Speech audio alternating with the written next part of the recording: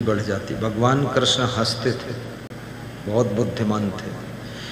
मुस्कुराने से, खुश रहने से भी बुद्धि बढ़ती, दुखी रहने से बुद्धि घटती, चिंता करने से बुद्धि घटती, अधिक भोजन खाने से बुद्धि घटती, खाम-खां सोचने से बुद्धि घटती, क्रोध करने से बुद्धि घटती, नाराज रहने से बुद्धि घटती, खुश रहने से बुद्धि बढ़ती और गहरी नींद सोने से बुद्धि बढ़ती है। गहरी नींद सोया करो। कितने लोग कहते हैं नींद आती ही नहीं, आप कहते हो गहरी नींद सोया करो। जिसको नींद नहीं आती है कहाँ गड़बड़ हुआ है। बस पंछियों को नींद आती है, मच्छरों को नींद आती है, जिनके पास कुछ नहीं है, और तुमको नींद नहीं आती है। नींद क्यों नहीं आती? उसका कारण, जिसका डाइजेशन खराब होता है, जिसके पेट में कब्जियत होती है, जिसके पेट में गैस बनती है, जिसका पेट फूल जाता है, जिसका पेट साफ नहीं होता, जिसके शरीर में कोई बीमारी है, उसको गहरी नींद का सुख नहीं मिलता है। जो भोजन थोड़ा ज़्यादा खा लेता है उसको भी गहरी नींद का सुख नहीं मिलता, और जो रात में पानी ज़्यादा पी लेता है उसको भी गहरी नींद का सुख नहीं मिलता। ये बात को समझना ठीक से। जो बहुत चिंता करता है, टेंशन करता है, तनाव में रहता है, सोचता रहता है, उसको भी गहरी नींद का सुख नहीं मिलता। मैं निवेदन करूँगा, शाम का भोजन कहते हैं भिखारियों जैसा खाना चाहिए, सुबह का नाश्ता राजकुमारों जैसा लेना चाहिए, दोपहर का भोजन राजा महाराजा जैसा खाना चाहिए, और शाम का भोजन भिखारियों जैसे हल्का फुल्का खाना चाहिए। थोड़ा सा शाम को ज़्यादा पानी भी मत पियो, और दिन भर में इतना पानी पियो, कम से कम 2.5 से 3 लीटर तक यूरिन होना चाहिए। 2.5 से 3 लीटर। कितने लोग यूरिन के डर से पानी नहीं पीते। कौन झंझट में पड़े पानी पिए फिर यूरिन जाए।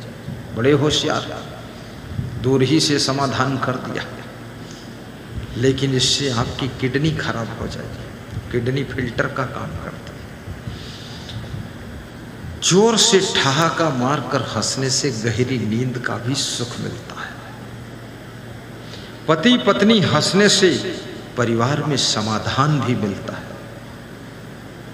बाप बेटे साथ साथ हंसने से परिवार में संगठन मजबूत होता है। माँ बेटी साथ साथ हंसने से प्रेम बढ़ता है। गैरों के साथ में हंसना आसान है, अपनों के साथ में मुस्कुराना भी बहुत कठिन होता है। एक नवयुवक का विवाह हुआ तो उस नवयुवक ने अपनी पत्नी का नाम रखा चंद्रमुखी। क्या नाम रखा? चंद्रमुखी। पति लोग अलग से भी नाम रख लेते हैं अपनी वाइफ का, चंद्रमुखी। और तो पत्नी ने अपने पति का नाम रखा प्राणनाथ। क्या नाम? प्राणनाथ। पति भी खुश हो गया, मैं इसके प्राणों का नाथ हूँ, जब चाहूँगा नाथ खींच दूंगा तो प्राण खींच जाएंगे। पति खुश हो गया।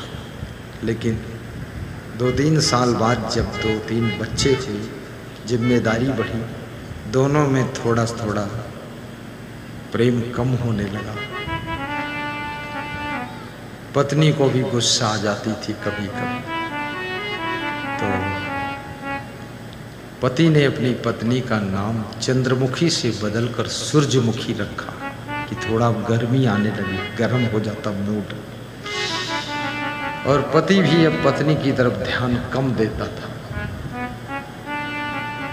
पत्नी को बहुत कठोर बोल देता था, तो पत्नी ने अपने पति का नाम बदल कर रखा कि पहले तुम प्राणनाथ थे, अब केवल मेरे नाथ हो, प्राण तो बच्चों में चला गया। 10 साल के बाद पति ज्यादा उलझने लगा, अपनी पत्नी के पास बैठता नहीं था और पत्नी भी गुस्सा हो जाती थी।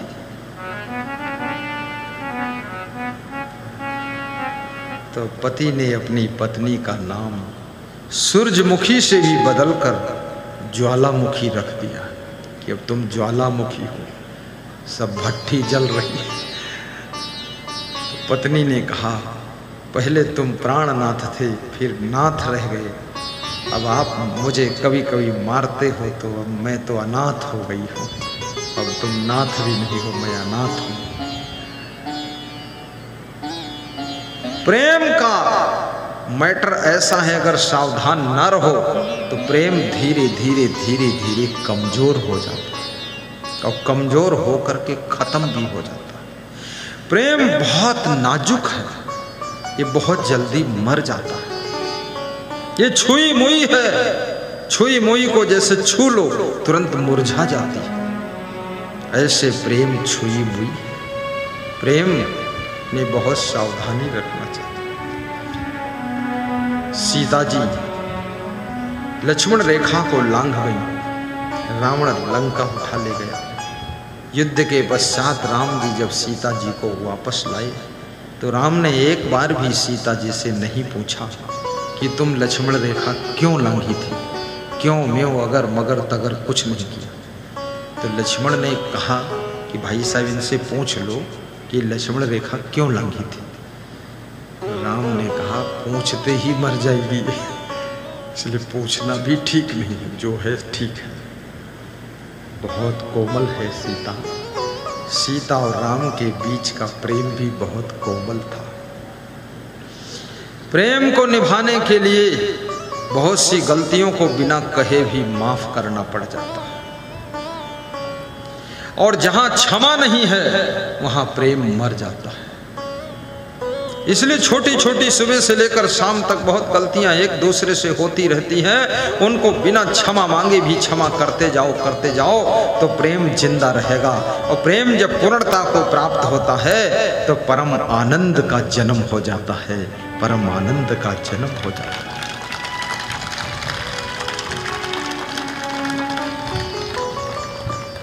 छोटी छोटी गलतियां होना तो स्वाभाविक है, और जिससे गलती हो जाए उस व्यक्ति को अगर पछतावा होता है ना, ये बहुत अच्छी बात है। कम से कम आपसे गलती हुई, आप पछताए तो। कितने लोग गलती करने के बाद रोते भी हैं, रोने लग जाते हैं। अगर गलती रुलाती है तो राहें भी दिखाती है, अगर गलती रुला। सब गाइए, गुनगुनाइए, बहुत अच्छी पंक्तियां। राहें भी दिखाती है, अगर गलती रुलाती है